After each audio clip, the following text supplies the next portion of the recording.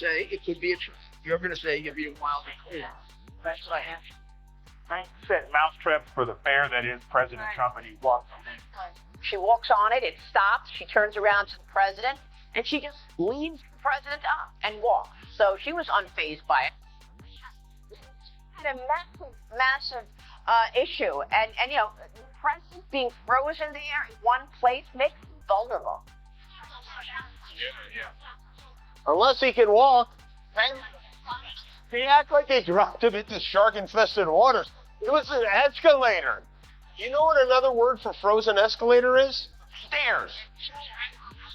Donald Trump's plan is to do what he did last time, which was give another massive tax cut, billionaires and big corporations. And the reason some people think, well, I don't know, I remember that economy when he first came in being pretty good. Yeah, it was pretty good, because it was my economy.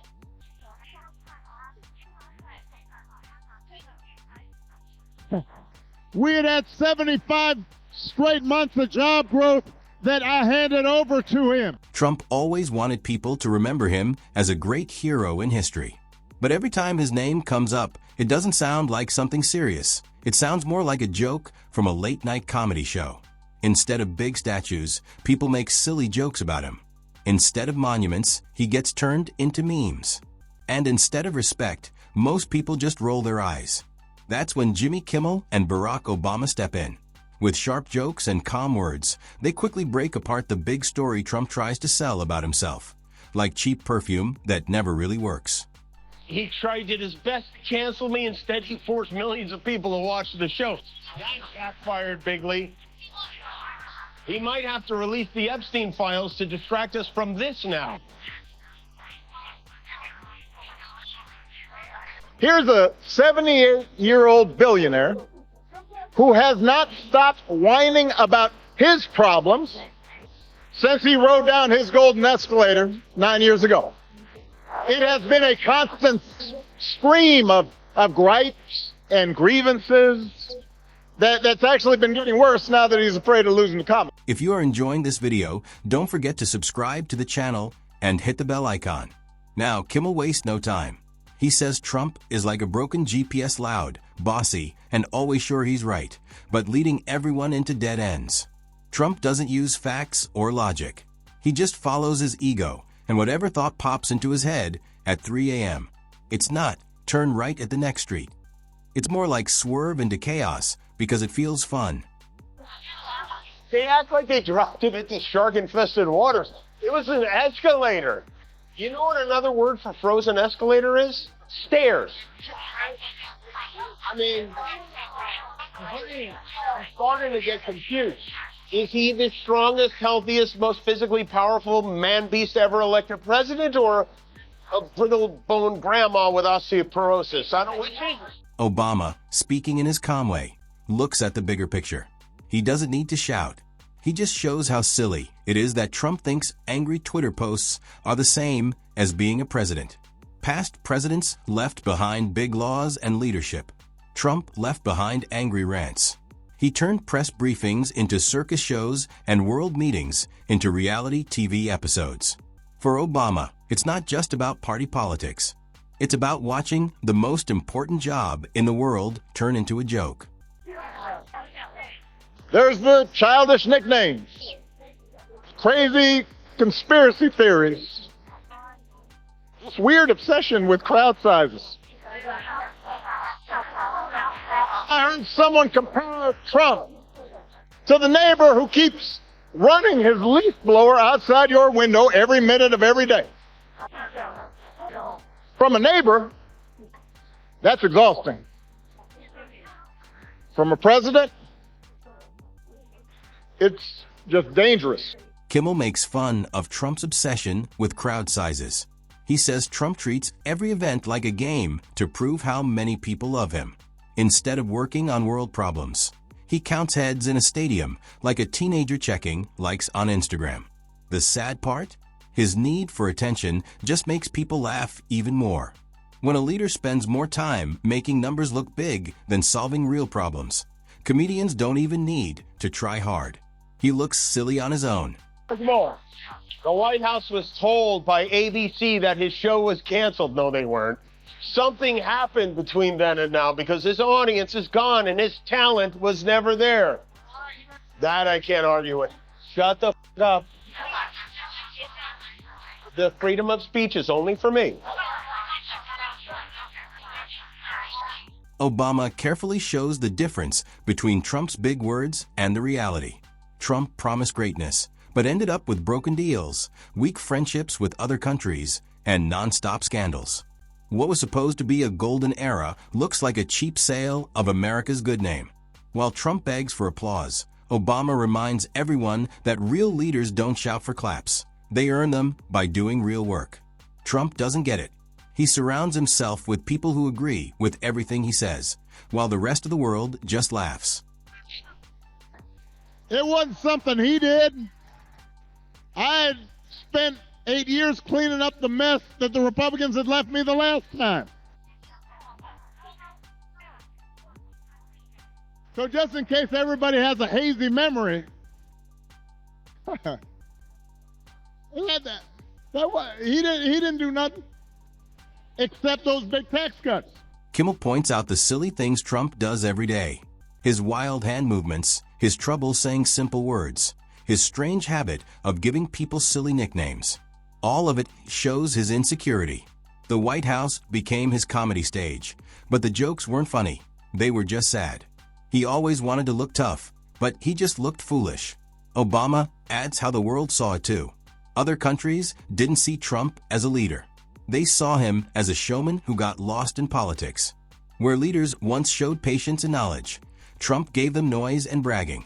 Obama doesn't need to make this up. World leaders rolling their eyes said it all. History won't write about great achievements. It will write about a slapstick show that America had to live through. Kimmel also takes shots at Trump's look, orange spray tan, strange hair, and that angry face. For a man who wanted to be seen as powerful, he looked more like someone begging to be on a magazine cover. The president. Why would they want someone back who does so poorly, who's not funny, and who puts the network in jeopardy by playing 99% positive Democrat garbage?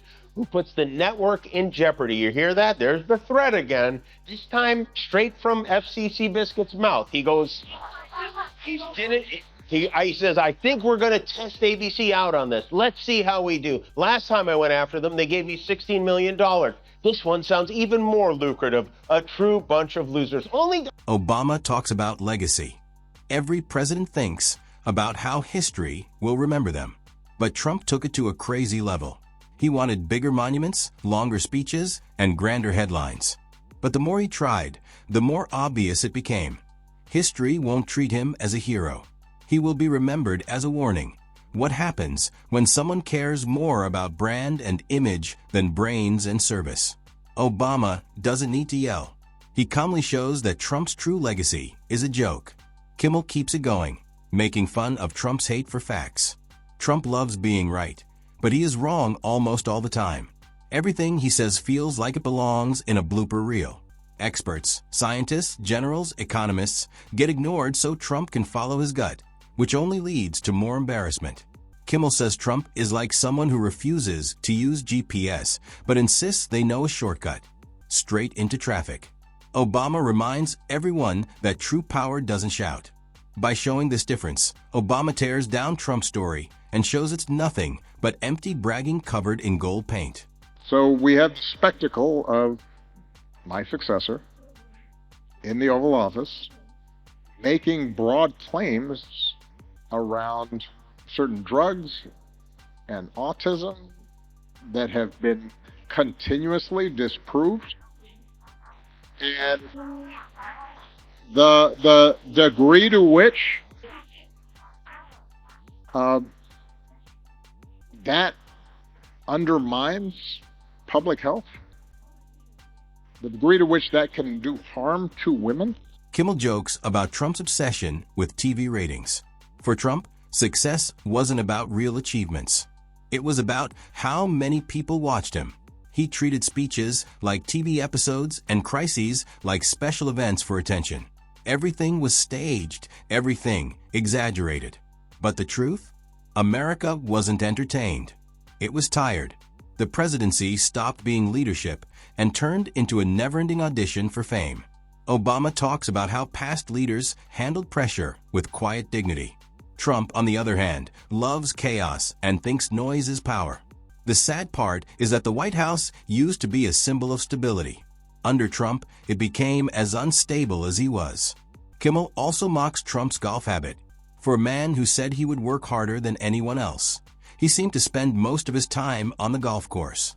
Donald Trump would try to prove he wasn't threatening ABC by threatening ABC.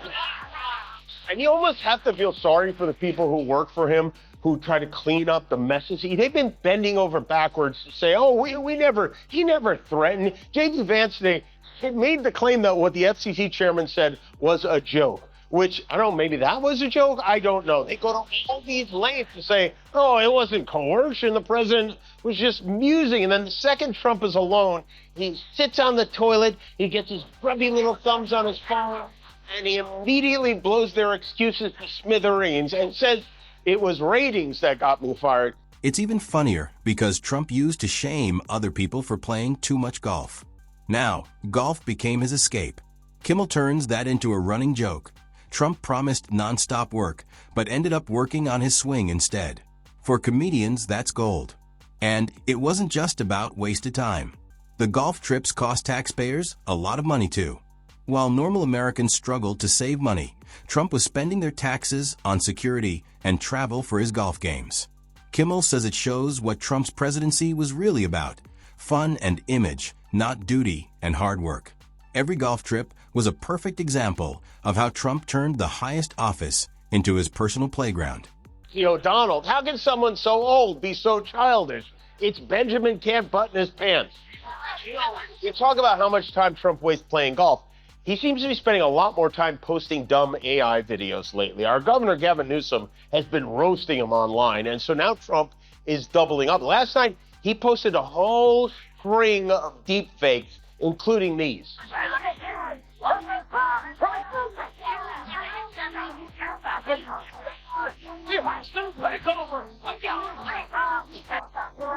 And that's what he was meant to do, repost videos with his head pasted on a man whose thighs don't rub together. This is where the difference between Kimmel and Obama really shows. Kimmel's jokes sting because they point out the everyday silliness, the waste, the hypocrisy, the ridiculous behavior. Obama's words cut deeper because they show the truth. Trump's golf habit wasn't just a funny quirk. It showed how he cared more about himself than the country. Kimmel compared Trump's golf scores to his presidency. Always cheated, always made to look better than reality. Just like a golfer who blames the course instead of his swing, Trump always blamed everyone else instead of himself. Each golf trip showed off wealth and status, but it also made the job of president look like a silly game. I'll hear from no one. I did hear from one very special friend.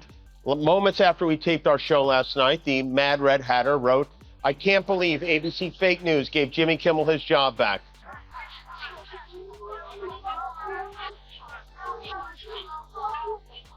You can't believe they gave me my job back. I can't believe we gave you your job back.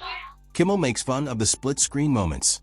Trump golfing while big problems were happening in Washington. He joked that the only wall Trump really cared about building was the one keeping regular people out of his private golf clubs. The funny part wasn't just the laziness. It was the silly image of a leader hiding behind golf carts while pretending to fight history.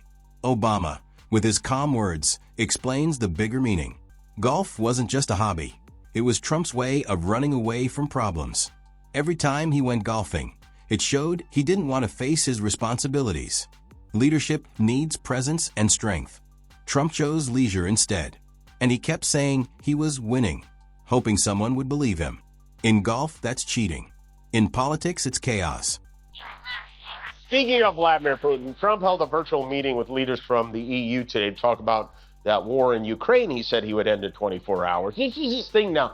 He wants a Nobel Prize, is what he fixated on, so he's constantly blabbing about all the wars he's stopped. Got 3 wars, go to Africa. They like to say, oh, you say, I love black people. That's true. Did you know he ended the Infinity War in Wakanda? That's how much. he loves black people. Every time he speaks now, he says this. He says, no one has ended more wars, and no one has ever worked harder for peace than Nelson Mandela. Obama ends by putting Trump into history.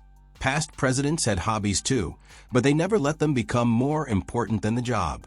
Trump was different. His hobby became the symbol of his whole presidency. Golf wasn't just a game for him. It was a show, pretending to win, pretending to succeed, pretending to be strong.